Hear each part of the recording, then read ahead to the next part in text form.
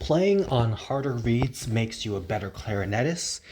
If you're playing on a hard reed, that means you're very good at clarinet and much better than everyone else.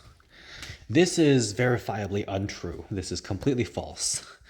Now, there is, of course, the false conception that playing on hard reeds would make people better at clarinet.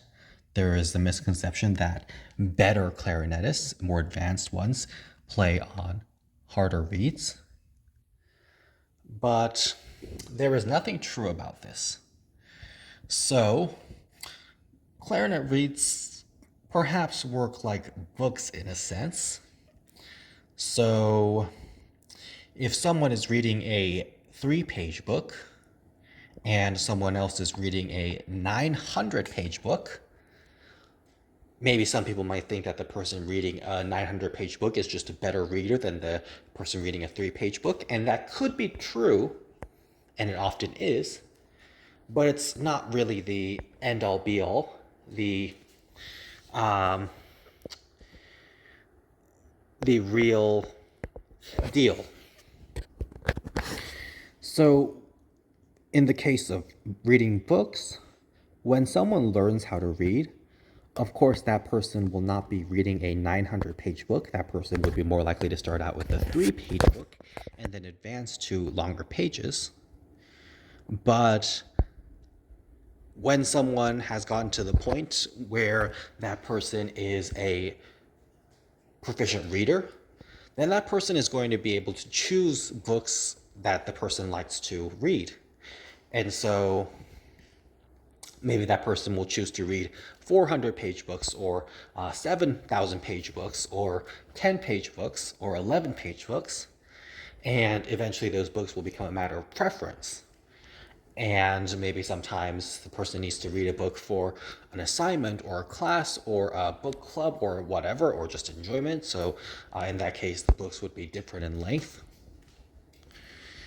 So read strengths.